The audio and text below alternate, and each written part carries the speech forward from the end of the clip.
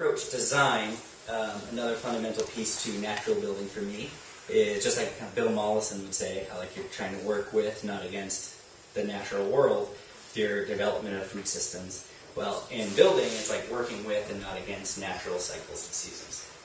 Problem is, we've got 95-degree days and we have negative 30-degree days. Sometimes they're 6 months apart, sometimes they might be 8 weeks apart. We've got 100% humidity, we've got dry conditions, we have really windy, we have stagnant temperatures and stagnant air. So when we design our buildings in this climate, that's one of the most challenging places in the world. There's plenty of others, but we are at the apex of challenge. So the northern New England environment is extremely challenging. So negative 20, you all know, like I'm just not making it sound as bad as it can really be when it's negative 20 and 55 mile an hour winds. Mm-hmm. So designing buildings that can withstand all of that.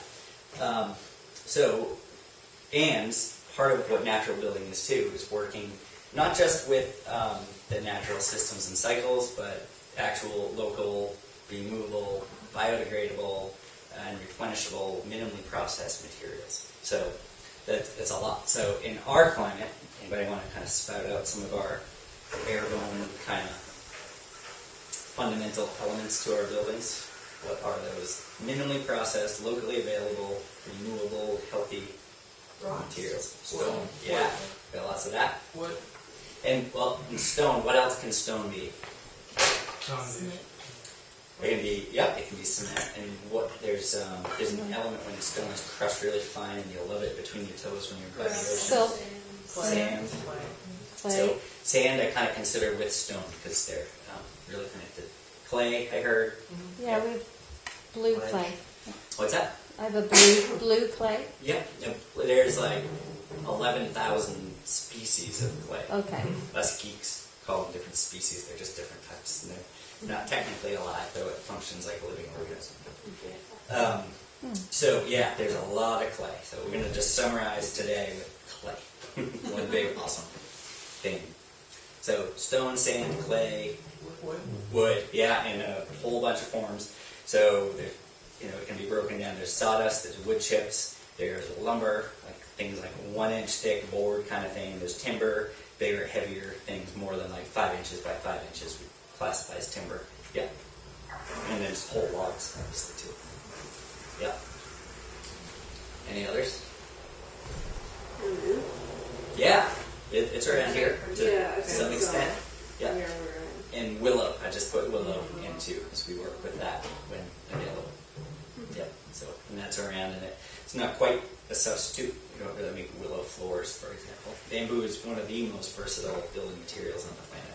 There's like 1,600 uses of, marketable uses of bamboo. It's ridiculous.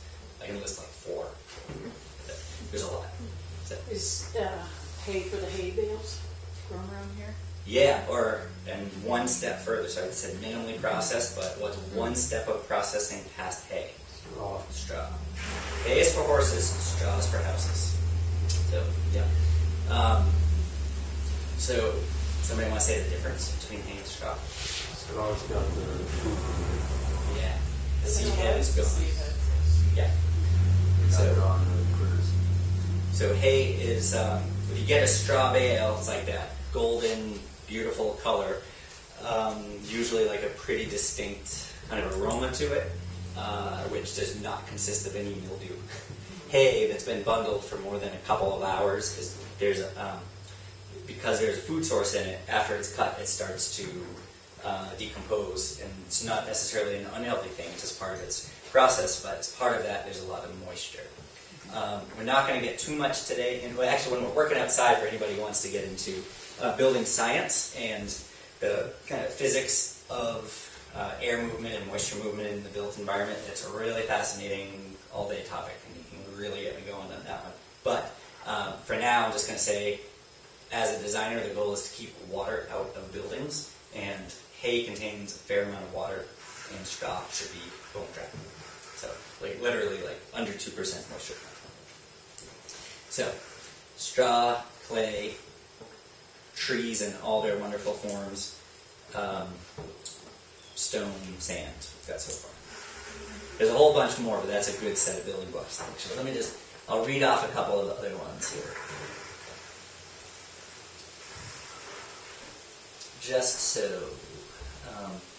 you have any questions of how they work. Let's see. Oh, this is further in the slide. I'm sorry, I thought it was going to be right up there. Yeah, we'll get to that. But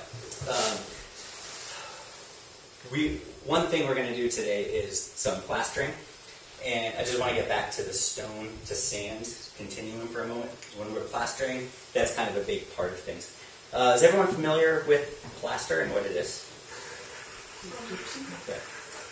Well, we won't be using any gypsum today, but we're going to make what's called an earthen plaster.